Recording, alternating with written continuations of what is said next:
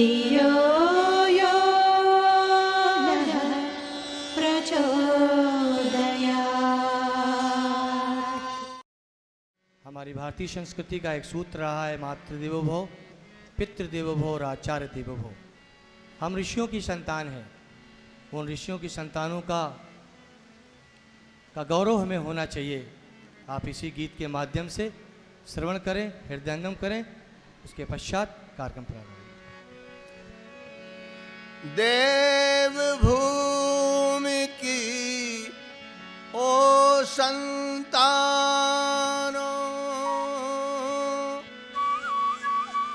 पहचानो फिर अपने को, पूर्ण करो तुम अब इस युग के भारत माँ के सपने को। शंकर ज्ञानेश्वर गौतम की आत्मा तुम्हें बुलाती है। सीतानुसुईया दुर्गा की परंपरा कुलाती है। ऋषियों के तप त्याग तेज गुण मानव धर्म महान की भूली हुई कहानी फिर से याद करो बलिदान के। ऋषियों के तप त्याग तेज गुण मानव धर्म महान की भूली हुई कहानी फिर से याद करो बलिदान की। भाइयों बहनों से निवेदन है, ये संकल्प गीत है, हमारे बाद में आप दोहराने का प्रयास करेंगे। एक बार जोर से जयकार, भारत माता की। हम किनकी संतानें हैं? ऋषियों की। ऋषियों के तप त्याग तेज गुण मानव धर्म महान की। ऋषियों के तप त्याग तेज गुण मानव धर्म महान की भूली हुई कहानी फिर से याद करो बलिदान की। भूली हुई कहानी फिर से याद करो बलिदान की। हम लोग सभी गायत्री के उपासक हैं। गायत्री का देवता सविता है, सूर्य है, और सविता का प्रकाश सुवति प्रेरयति लोकम इति सूर्य। तो सतत कर्म करने की प्रेरणा दे और सतत हमारे जीवन में पोषण देता रहे, वो सूर्य है। सूर्य भगवान वास्तव में सविता के प्रसव से ही ये ब्रह्मांड पैदा हुआ है। सविता ने जब प्रसव किया, प्रसव यानी डिलीवरी, माँ डिलीवर करती है तो बच्चा पैदा होता है। इसी तरह से ब्रह्मांड जो है सूर्य भगवान से पैदा हुआ है। उस ब्रह्मांड के माध्यम से हम लोग सब पूरा के पूरा ये मान के चलते हैं कि हम लोग जीवित हैं। इसी ब्रह्मांड में पृथ्वी जैसा ग्रह है जहाँ हम लोग रहते हैं। सविता प्रसविता, प्रसव करने के कारण सविता, इसलिए सविता देवता की प्रार्थना हम लोग करते हैं। सविता देवता सही अर्थों में हम लोगों के आराध्य हैं, इष्ट हैं। सुबह का उगतवत सूर्य का ध्यान करने से प्रतिभा प्रखर होती है। आप इस बात को यदि सभी बच्चों को बताते रहेंगे तो वास्तव में सब बच्चों में सुबह उठने, जल्दी उठने की परंपरा भी चलेगी और ध्यान भी करने लगेंगे उगते हुए सूर्य का। उगते हुए सूर्य का ध्यान श्रेष्ठतम ध्यान है। इसके साथ गायत्री मंत्र का उच्चारण है। गायत्री मंत्र का अर्थ है हम उस प्राण स्वरूप, सुख स्वरूप, दुखनाशक, श्रेष्ठ तेजस्वी, पापनाशक परमात्मा के दिव्य तेज को अंतरात्मा में धारण करते हैं। वह परमात्मा हमारी बुद्धि को सन्मार्ग की ओर प्रेरित करें। आइए गायत्री मंत्र के साथ बोलें।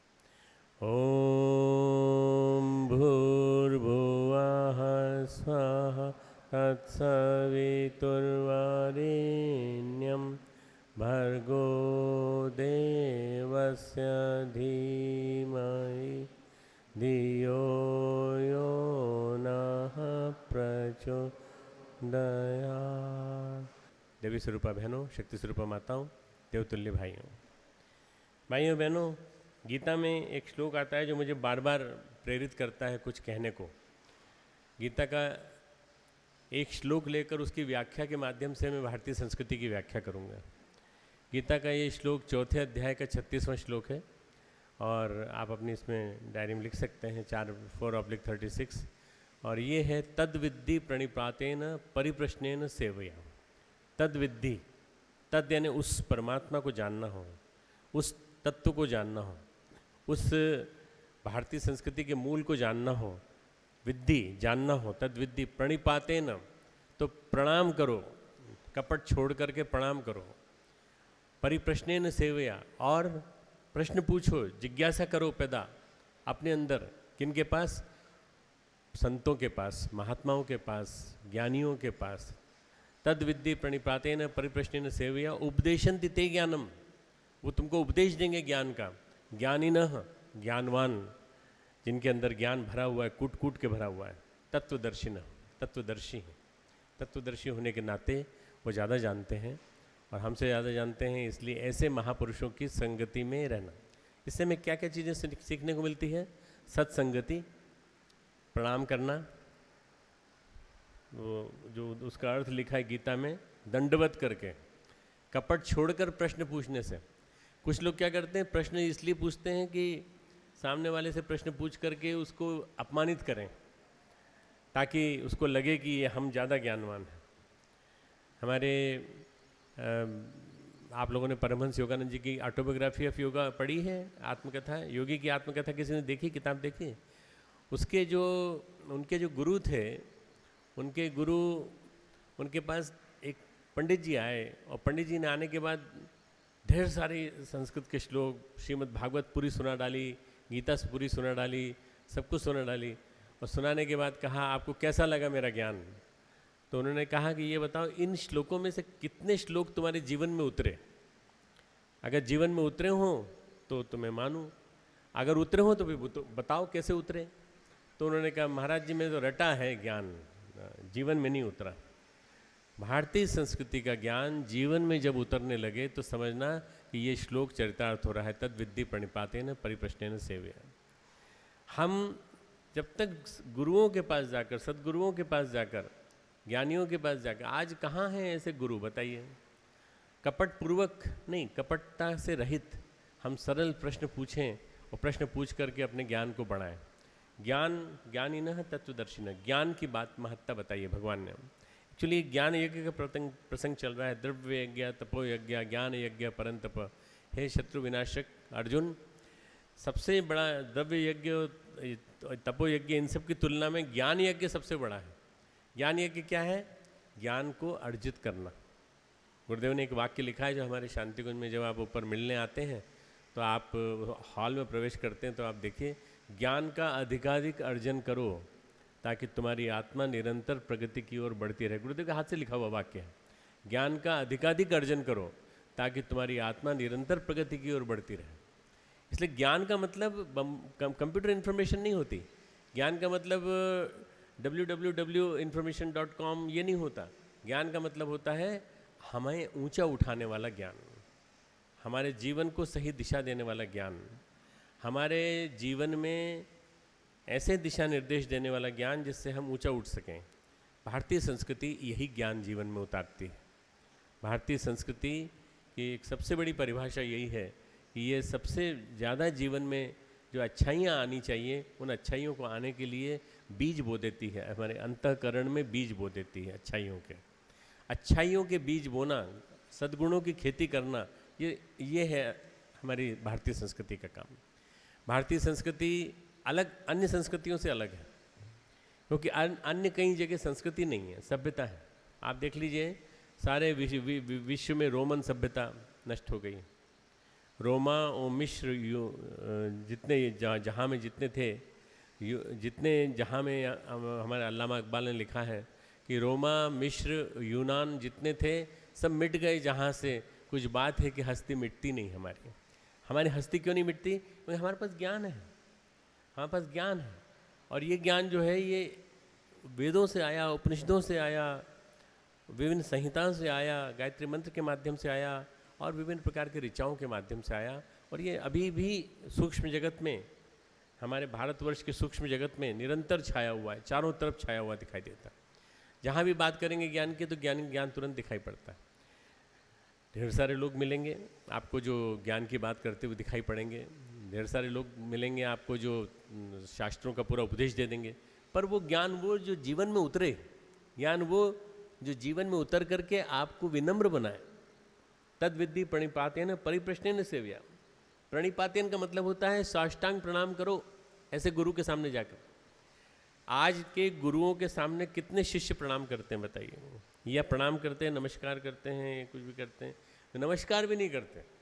मैंने अपनी विश्वविद्यालय में परंपरा बनाई है कि हमारे जो बच्चे हैं जब भी अपने से 1 साल सीनियर किसी को देखें तो झुक करके नमस्कार कर लें, कम से कम झुक करके नमस्कार कर लें। चरण स्पर्श न करें, झुक करके नमस्कार कर लें। क्यों? क्योंकि हम सीनियरिटी का सम्मान करते हैं, हम अपने शिक्षक का सम्मान करते हैं। शिक्षक ने हमें ज्ञान दिया, शिक्षक ने हमें ऊंचा उठाया, शिक्षक ने हमें पढ़ाया, शिक्षक ने हमें अगर ज्ञान न दिया होता तो हम शायद उस स्थिति में नहीं पहुंच पाते जिस स्थिति में आज हम हैं। ये आपको हमेशा याद रखना पड़ेगा कि हमें प्रणिपातेन जब भगवान कृष्ण ने कह दिया, योगेश्वर कृष्ण ने कह दिया, तो उस बात को ध्यान में रखना पड़ेगा कि हमारे शिक्षक की मर्यादा, गरिमा ऐसी होनी चाहिए कि सहज रूप में शिष्य के मन में ये मन में एक ऐसी बात आ जाए कि इनको प्रणाम करना चाहिए, इनको प्रणाम करना। इन्होंने मुझे भारतीय संस्कृति सिखाई, भारतीय संस्कृति ज्ञान परीक्षा के माध्यम से इन्होंने मुझे जीवन जीना सिखाया। भारतीय संस्कृति ज्ञान परीक्षा के माध्यम से इन्होंने मुझे वो ज्ञान दिया है जो शायद मेरी कोर्स की किताब में नहीं मिलता। फिजिक्स में क्या मिलता है, केमिस्ट्री में क्या मिलता है, कॉमर्स की किताबों में क्या मिलता है, मैथमेटिक्स की किताबों में क्या मिलता है, कहीं ज्ञान मिलता है आपको? वो जो मिलता है उसका नाम है विज्ञान। विज्ञान, उस विज्ञान के लिए सारी दौड़ चल रही है। अभी कल रिजल्ट निकला है हमारे देश में 12th का, CBSE का, तो हर आदमी 92% आए, 94% आए, 95% आए। ये बताओ ज्ञान के क्षेत्र में कितने % नंबर आए? विज्ञान के क्षेत्र में तो अच्छे नंबर आ गए, पर ज्ञान के क्षेत्र में नंबर आए कि नहीं? ज्ञान के क्षेत्र में नंबर जब तक नहीं आएंगे तब तक ज्ञान और विज्ञान दोनों मिलकर के आपके जीवन को ऊंचा नहीं उठा पाएंगे। ज्ञान और विज्ञान ये दोनों जरूरी हैं। विज्ञान भी जरूरी है और ज्ञान भी जरूरी है। विज्ञान नहीं होगा तो ज्ञान समझ में कैसे आएगा?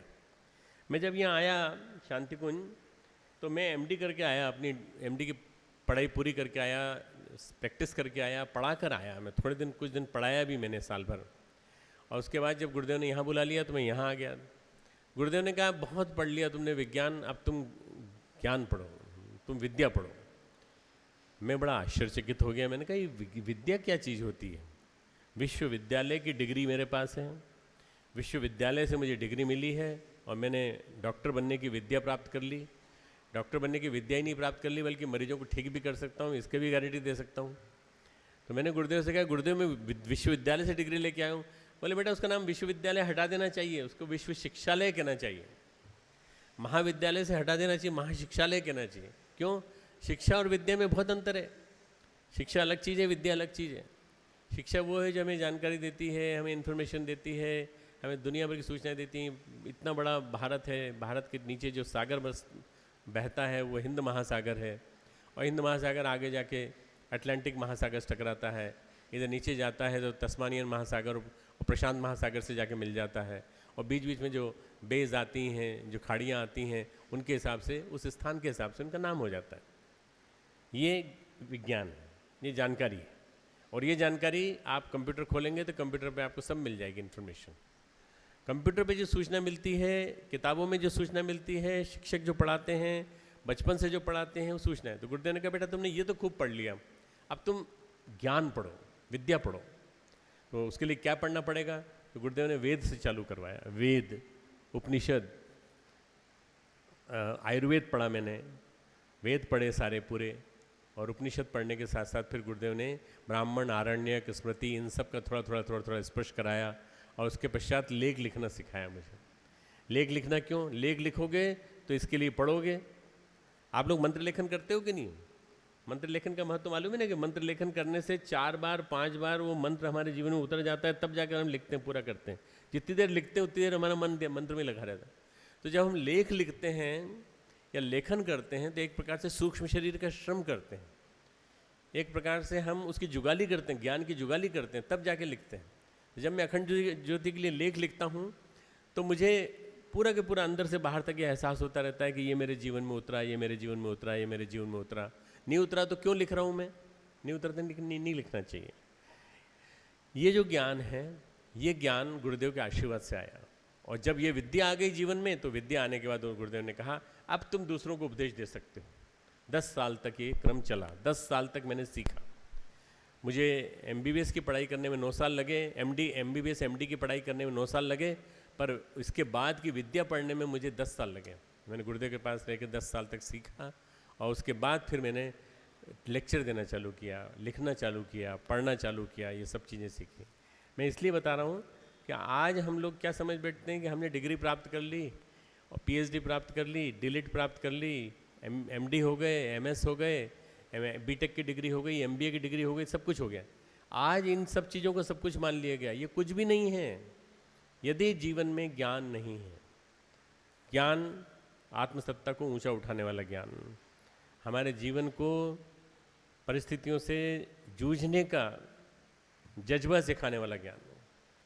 न जाने कितने पढ़े लिखे व्यक्ति मैंने देखे हैं मित्रों, होठ सूख जाता है, जीभ ऊपर जाके टकरा जाती है, जीभ सूख जाती है ऊपर तक, जब छोटी छोटी समस्याओं का सामना करने की बात आती है। DM, कलेक्टर, SP जो IAS करके आया है, IPS करके आया है, डॉक्टर्स, इंजीनियर्स, छोटी छोटी जीवन की समस्याओं का सामना नहीं कर पाते, तनाव में चले जाते हैं, स्ट्रेस में चले जाते हैं। क्यों? क्योंकि उनको ज्ञान नहीं आता।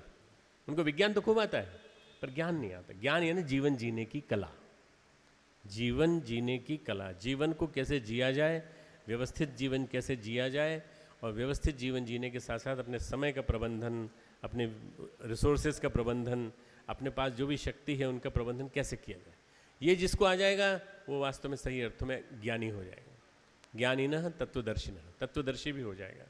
तत्व को जिसने दर्शन कर लिया, तत्व का, तत्व क्या है? इस संसार का एक ही तत्व है कि ये सारा संसार एक ही शक्ति के बल पे चल रहा है, उसका नाम है परमात्मा।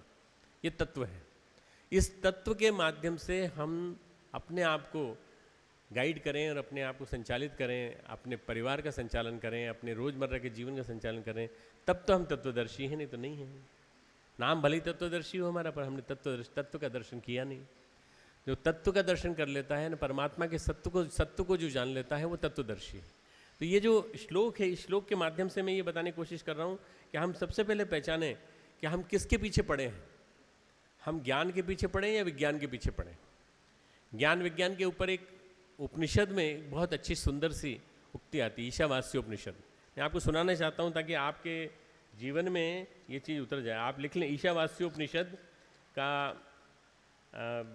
9वां श्लोक और 11वां श्लोक। सबसे पहला श्लोक है, टोटल मिला के 18 श्लोक है और बहुत महत्वपूर्ण उपनिषद है।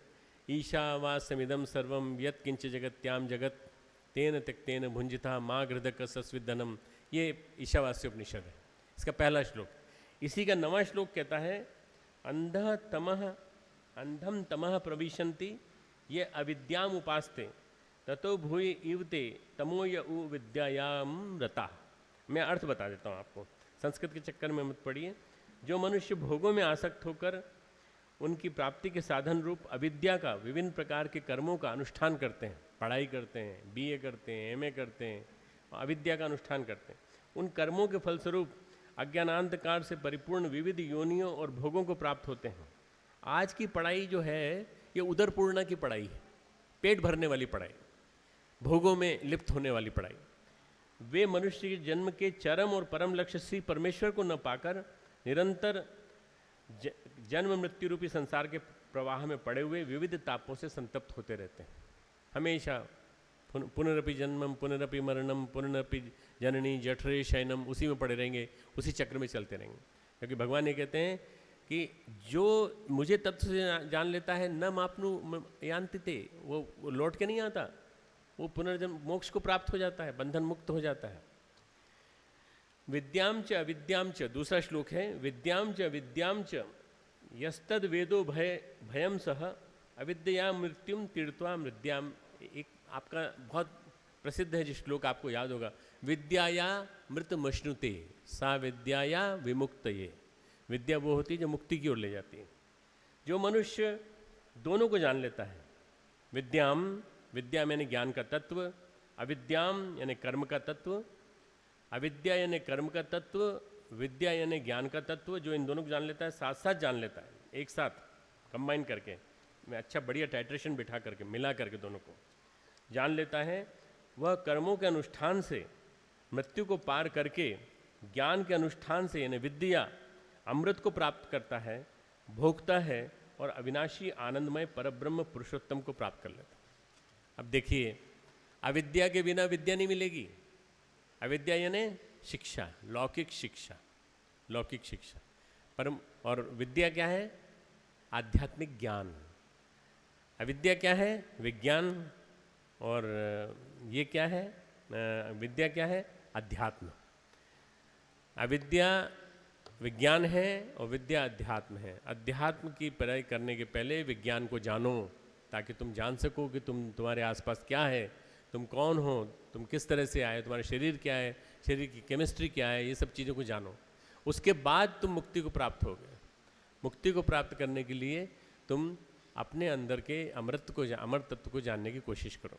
सा विद्या या विमुक्ते विद्या या अमृत मश्नुते, ऐसे व्यक्ति अमृत को प्राप्त होते हैं।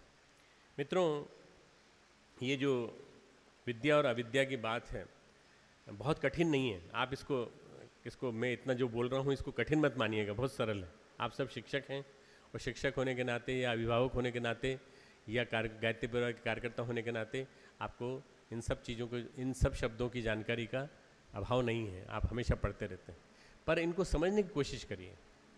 परम पूज्य गुरुदेव ने बड़ी सरल भाषा में कहानी लिखी। उस कहानी को उन्होंने शिक्षा और विद्या की किताब में लिखा है।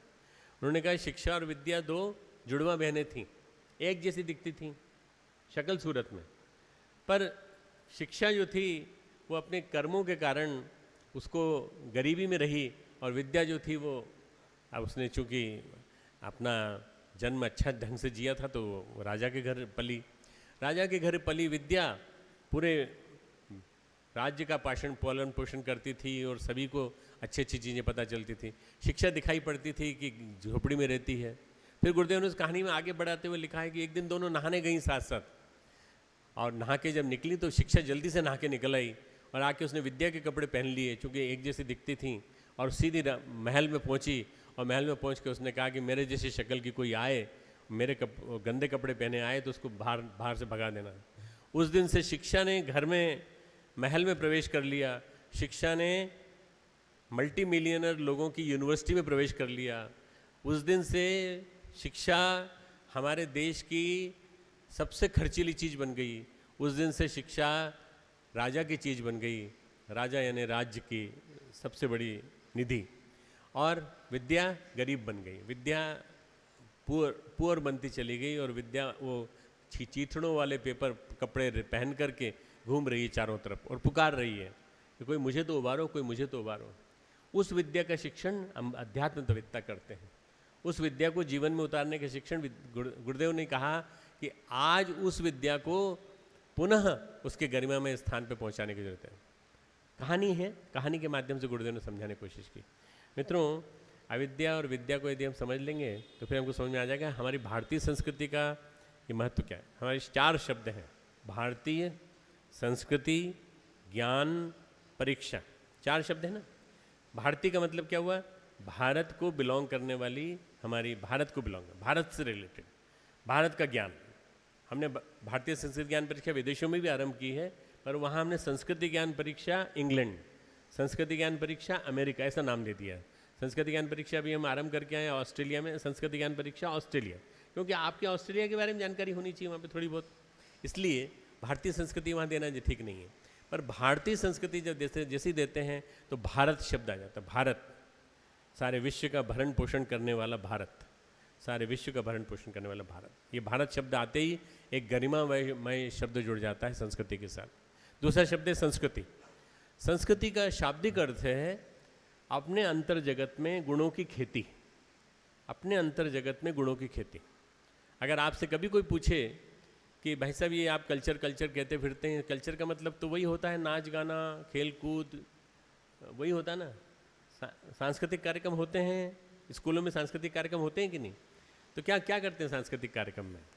सांस्कृतिक कार्यक्रम में बच्चे, छोटे छोटे बच्चे डांस करते हैं, बड़े लोग सब ताली बजा देते हैं, और फिर उसके बाद एक ट्रॉफी मिलती है और पुरस्कार मिलता है, और उसके बाद चले जाते हैं। ये संस्कृति नहीं है, ये संस्कृति का 5% हिस्सा भी नहीं है।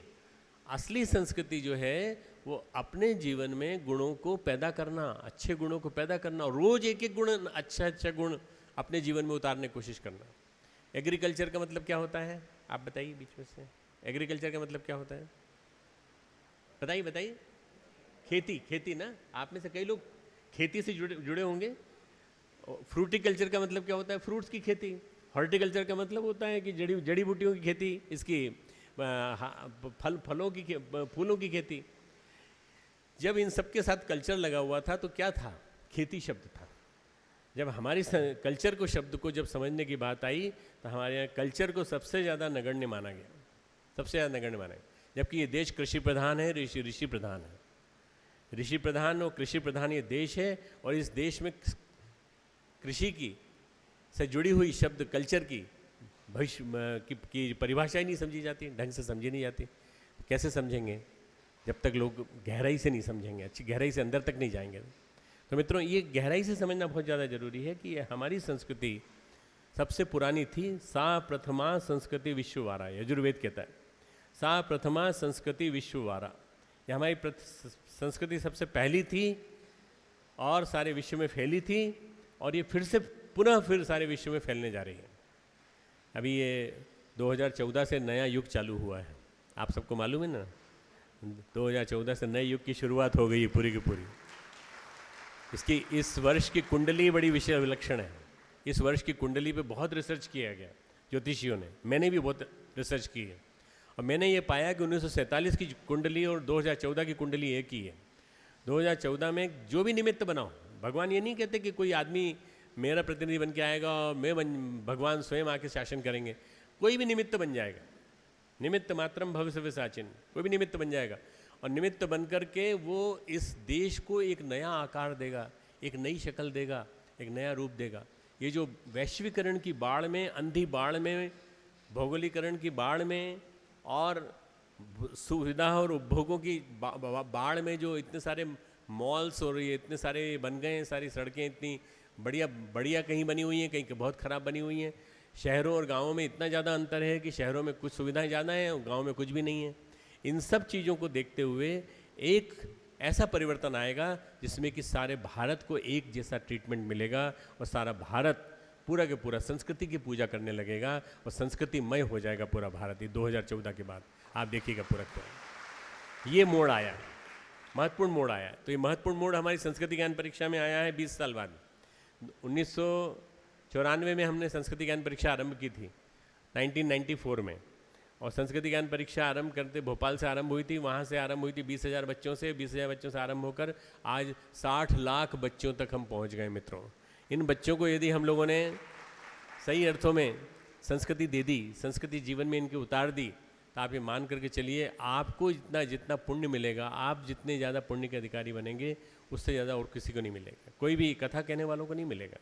कथा कहने वाले मनोरंजन करते हैं, इस कान से घुसी, इस कान से निकल गई। मनोरंजन और मजाक और चुटकुले ये नहीं होते। असली में जो चीज़ है वो शाश्वत उपदेश, जो जीवन को ऊंचा उठाता हो, जो जीवन में सही अर्थों में व्यक्ति के जीवन में परिवर्तन लाता हो। एक डाकू था, वो कथा सुन रहा था। कथा में इसलिए बैठा हुआ था कि कथा पंडित जी कह रहे थे, पर पंडित जी के साथ साथ जो वहाँ जितने सुनने वाले बैठे थे वो अच्छे महंगे सोने के गहने पहने बैठे थे। और श्री कृष्ण भगवान के बीच में मूर्ति लगी थी, तो उसके ऊपर भी अच्छे बढ़िया वो थे, गहने थे। नकली थे गहने असली नहीं थे, सब नकली। वो भी नकली और ये भी नकली, पूरा नकली। क्योंकि भगवान को नकलीपन दिखाने में आनंद आता है, सड़ी सुपारी देने में आनंद आता है अपने को। क्योंकि भगवान बेवकूफ़ जल्दी बन जाता है ना, तो उसको सड़ी सुपारी दे दो, कुछ भी दे दो, किसी भी तरह से निपटा दो, थोड़ा सा भोग चढ़ा दो। असली भोग अपने पास रखो, उसको नकली भोग चढ़ा दो थोड़ा सा, तो मान जाता है भगवान। हमारे अज्ञान की ये पराकाष्ठा है। तो डाकू भी वहीं बैठा सुन रहा था। डाकू ने देखा कि महाराज जी बहुत अच्छी कथा कह रहे हैं, बहुत सुंदर कथा कह रहे हैं। उसने सोचा कि महाराज जी आप ये सारे गहने वहने जितने भी हैं, ये सारे के सारे बांध के मुझे दे दीजिए। तो बोले तो क्या करेगा, नकली गहने हैं सबके सब, पूरे नकली हो चाहे असली हो, आप मुझे दे दीजिए। आपकी कथा सुनी, मुझे बड़ा आनंद आया।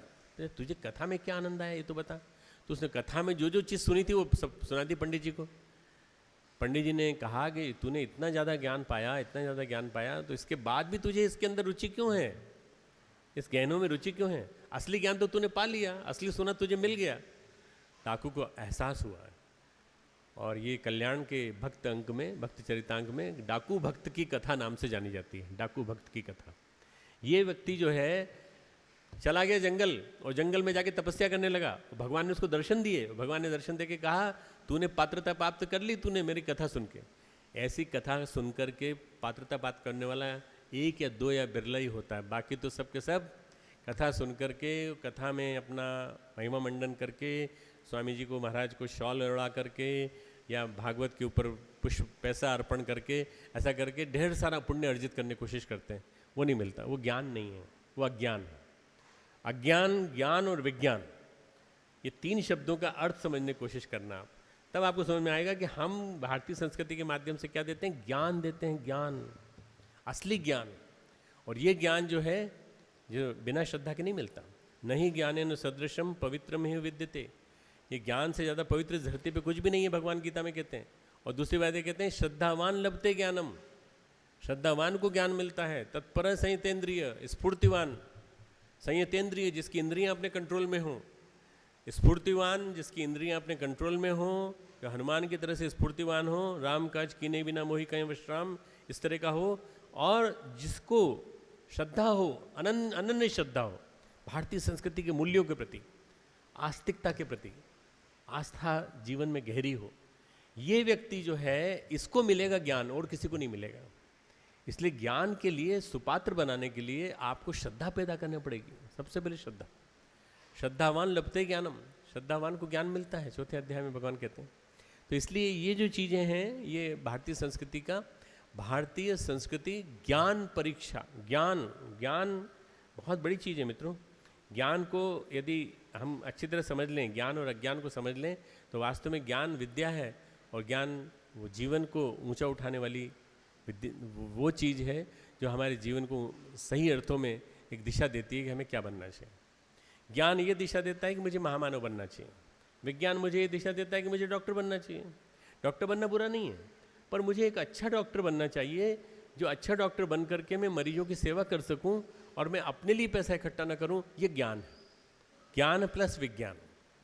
ज्ञान और विज्ञान तब होगा जब वो, और अगर मैं अच्छा इंजीनियर बनूं, और अच्छा इंजीनियर बन के भ्रष्टाचार न करूं, रिश्वत न लूं, और रिश्वत न लेकर के मैं पुल न बहने दूं, कहीं कोई गड़बड़ी न होने दूं, और किसी और को भी मैं रिश्वत न लेने दूं, तो वो अच्छा ज्ञान, वो ज्ञान और विज्ञान का समन्वय है। नहीं तो क्या है, अकेला विज्ञान। टेक्नोलॉजी का ज्ञान है, तकनीक बहुत बढ़ गई है, टेक्नोलॉजी कितनी ज़्यादा सारे संसार में बढ़ती चली जा रही है, और देखते देखते आज हम जो जिस दुनिया में जी रहे हैं, आज जिसके पास देखो तो फ़ोन है, सेल फोन है। भले सुबह शाम रोटी नहीं मिलती हो, पर सेल फोन जरूर है।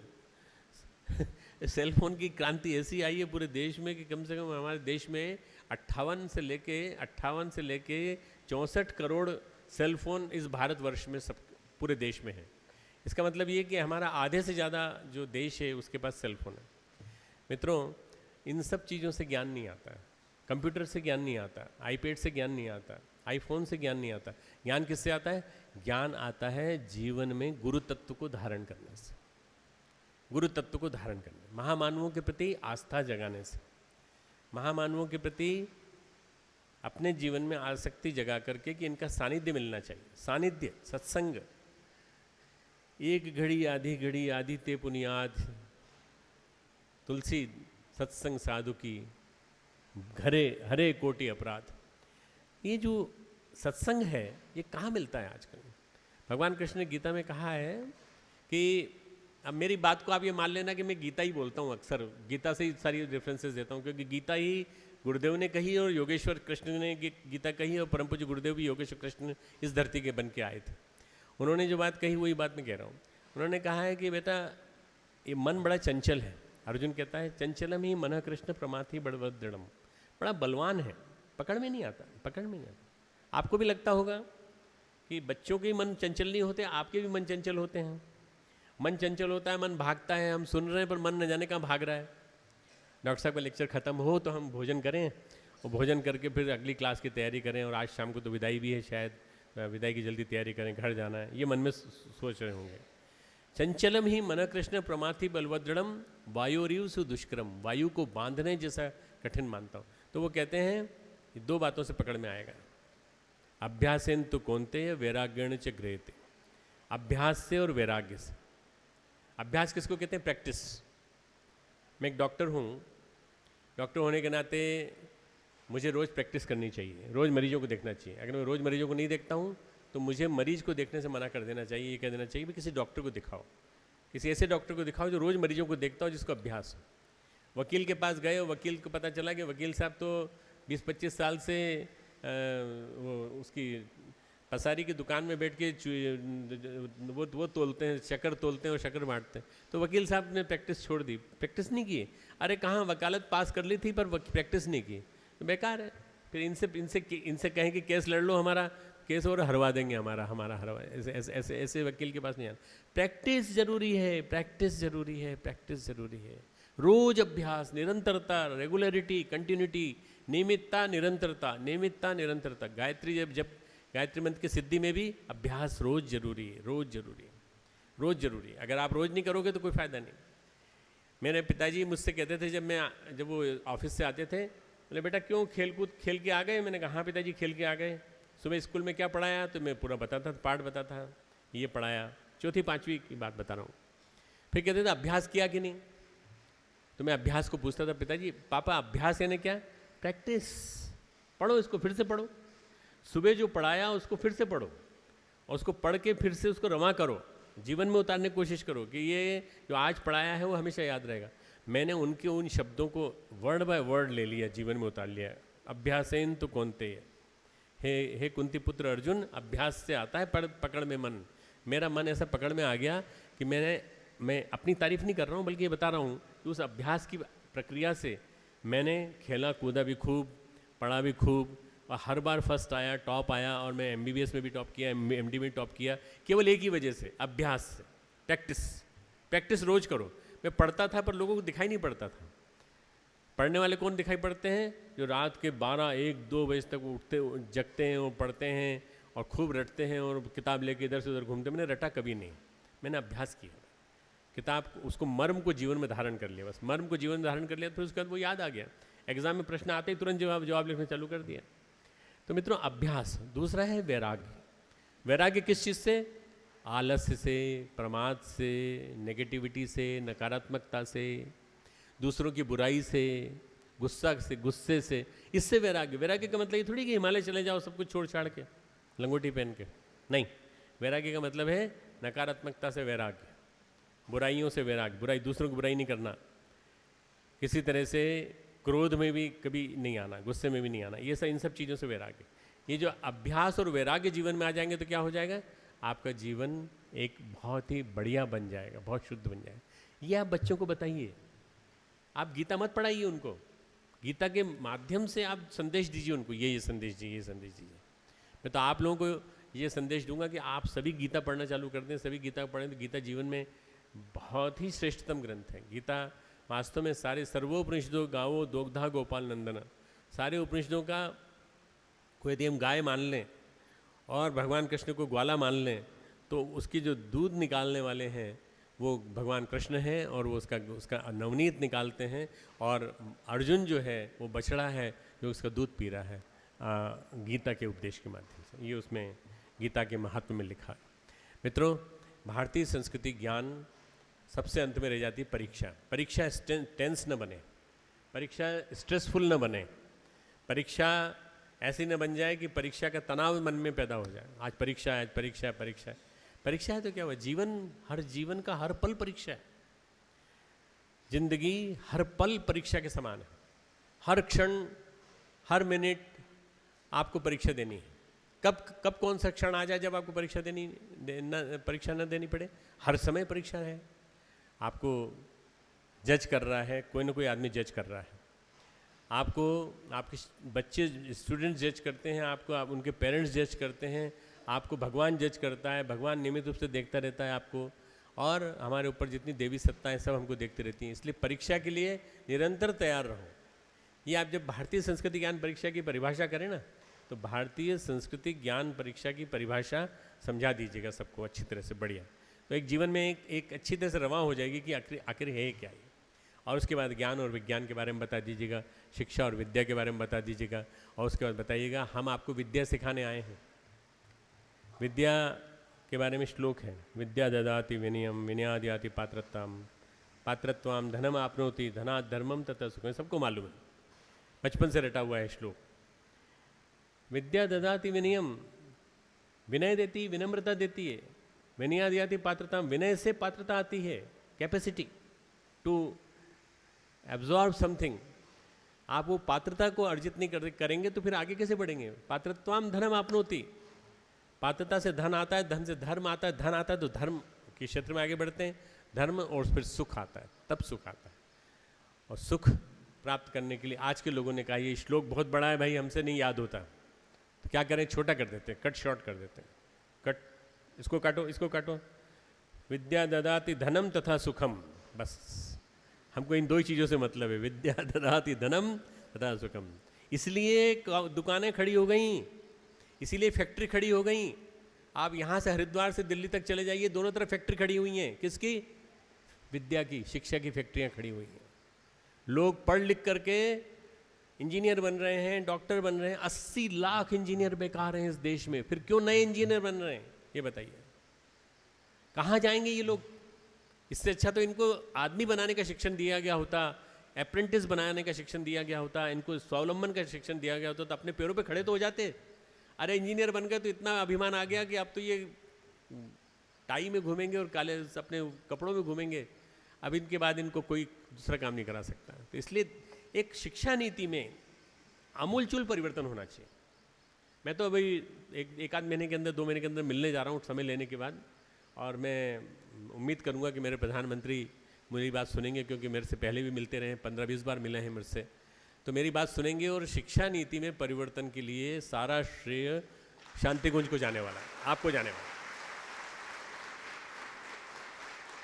पूरे भारत की शिक्षा नीति का परिवर्तन, पूरी शिक्षा नीति का परिवर्तन। हमें आपकी डिग्री से कोई मतलब नहीं है, हम आपका एग्ज़ाम फिर से लेंगे, हम आपका एग्ज़ाम फिर से लेकर के और फिर हम पता लगाएंगे कि आपने शिक्षा और विद्या प्राप्त की कि नहीं, साथ साथ तब जा कर के वास्तव में पता चलेगा कि आदमी कितना पानी में है। आपने वो कहानी सुनी है ना, नाव में बैठे थे पंडित जी, और पंडित जी कहानी सुनाते चले जा रहे थे, कहानी सुनाते चले जा रहे थे, सुनाते जा रहे थे। पंडित जी बोले, तेने ये जीवन में सुना कि नहीं, तेने ये जीवन में ये पढ़ा कि नहीं, तूने ये विद्या पढ़ी कि नहीं। अरे महाराज जी मैं कहाँ, मैं तो नाव खेने वाला प्राणी हूँ, मेरे को तो ये आता है बस केवल। इतने में जोर से तूफान आया, तो उस मल्लाह ने पूछा कि पंडित जी आपने तैरना सीखा कि नहीं। बोले नहीं, तैरना तो नहीं आता। तो बोले फिर डूबने के लिए तैयार हो जाइए, क्योंकि आप जो है, मैं तो निकल जाऊंगा, क्योंकि मेरे को तैरना आता है, मैं तो निकल जाऊंगा। असली जब जीवन के अवसर आते हैं तब हम इस नाव को खे नहीं पाते, हम निकल नहीं पाते। प्रैक्टिकल एजुकेशन जो आदमी को अपने पैरों पे खड़ा कर दे। अरे क्या करोगे नौकरी कर करके, तुम ऐसा काम करो ना जिससे तुम नौकरी दे सको कम से कम 50-100 लोगों को। सीखो, 150 प्रकार के ग्रामोद्योग हमारे यहाँ हैं, आप वहाँ जाकर देखिए। स्वावलंबन विभाग में पूरी बिल्डिंग हमने खड़ी कर दी, अभी 4 करोड़ की एक बिल्डिंग नई बनाई है, और उस पूरी बिल्डिंग में हम लोग तरह तरह के गृह उद्योग सिखाएंगे, अपने पैरों पे खड़ा होना सिखाएंगे। इसको सीखो। किसने कहा 12वीं मत करो, 12वीं कर लो। 12वीं करने के बाद ITI सिस्टम फ्लॉप हो गया, हमने नया ITI सिस्टम बनाया है गायत्री परिवार का, और हम सिखाएंगे स्वावलंबन। तो स्वावलंबन सिखा के अपने पैरों पे खड़ा होना सिखाएंगे, बच्चों को भी और बच्चियों को भी। आज बच्चियाँ डाइवोर्स हो रहा है, बहुत जल्दी उम्र में शादी हो जाती है और डाइवोर्स हो जाता है, प्रेम विवाह होता है और डाइवोर्स हो जाता है, विधवा हो जाती हैं तो अकेली पड़ जाती हैं। ये स्वावलंबन सीख लेंगी तो अपने न जाने कितने प्रकार के लोगों को अपने घर में, अपने फैक्ट्री में, अपनी जगह में काम दे सकेंगे। ये चीज़ें प्रैक्टिकल है। अनौपचारिक शिक्षा के क्षेत्र में आमूलचूल क्रांति होगी तो मित्रों तो ही बदलाव आएगा। आप लोगों को खूब खूब मंगल कामनाएं। आप शांति कुंज आए, शांति कुंज में आने के बाद आपने जो सीखा यहाँ पर, इसको सीखे हुए को आप लेकर के जाना, और लेकर के जाने के बाद आप जीवन में उतारने की कोशिश करना। यदि आपने जीवन में उतारा तो मैं मान के चलूँगा कि वास्तव में सही अर्थों में यहाँ आना आपका सार्थक रहा। यहाँ आने के बाद 2-3 चीज़ें होती हैं। गुरुदेव माता जी दोनों आपके रात में जब आप सोते हैं ना, आप समझते हैं कि हम सो रहे हैं, आप सो नहीं रहे हैं, आपका ऑपरेशन हो रहा है। गुरुदेव माता जी ऑपरेशन करते हैं चेतना में, चेतना जगत में जाकर के प्रवेश करते हैं और ऑपरेशन करते हैं। बस इस चेतना जगत में जो ऑपरेशन हो रहा है, ऋषि सत्ताएं जो आपके भी अंदर अंदर अंतर जगत में क्रांति ला रही हैं, उनको आप ध्यान रखना और आदर्श शिक्षक बनने की कोशिश करना। आदर्श शिक्षक, ऐसा आदर्श शिक्षक जिसको विद्यार्थी अंतिम समय तक याद रखे कि मेरे शिक्षक थे जिन्होंने मुझे जीवन जीना सिखाया। जीवन जीने की शिक्षा ये दीजिए आप, यही है भारतीय शिक्षा, भारतीय संस्कृति। खूब खूब मंगल कामना। अभी सभी बैठे रहेंगे।